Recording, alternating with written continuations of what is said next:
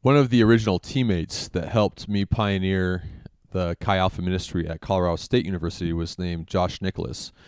And Josh met a young man on campus named Daniel Frank. And Daniel was this Christian youth who came to college. Josh and Daniel just connected, and Daniel was just trying to figure out, how do I live out my faith? So Josh walked with him in life and in faith and just built this friendship where Daniel really grew in his own understanding of responsibility and love for people around him.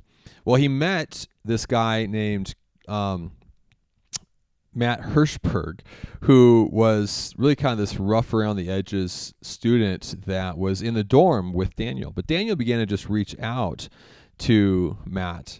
And through that friendship, Matt really got right with the Lord. He began to live out his life for the Lord, and eventually would also start to feel a responsibility for his peers.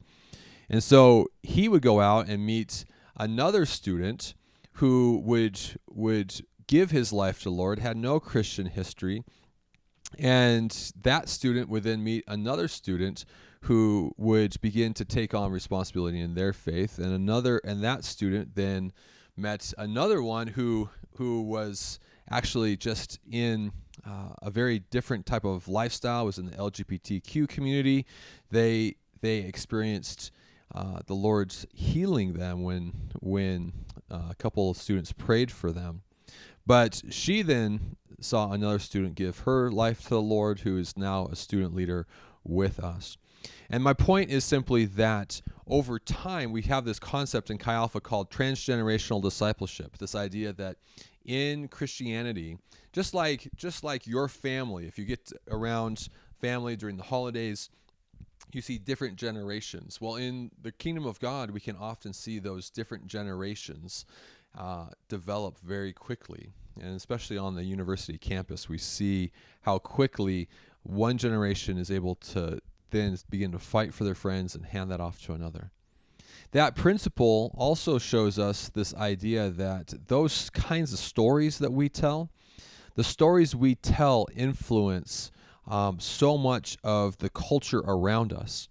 Because what stories do is, when I tell a story of how Josh began to fight for Daniel, and Daniel began to fight for Matt, and Matt began to fight for others, it begins to give a picture of what my life might entail if I began to do similar things for people. If I began to fight for my friends around my life, maybe I could have a legacy the way that Josh has, and how his life has had influence on so many people that he never met.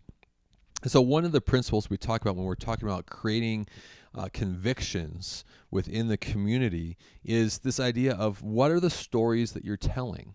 And are you telling the stories that influence your friends, your small group community, in the way that you're trying to impart the kingdom of God into their life? Are you giving them a picture of what the kingdom of God could look like if they were to take hold of it in a deeper and more profound way? What their faith might be about, and what their life could look like if they were living their faith for the Lord.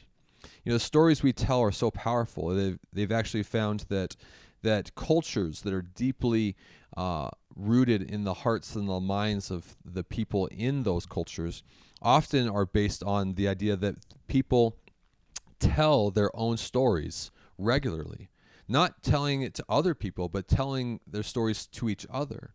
That the more that they tell the story of how their life has developed, or how their community has developed, or what the foundation of their group was like, that actually strengthens the conviction and the culture around them. You think, like in America, 4th of July, that's America trying to retell its kind of origin story, if you will, that reinforces certain values of freedom and fighting, for independence. And these things reinforce certain values within our community at large.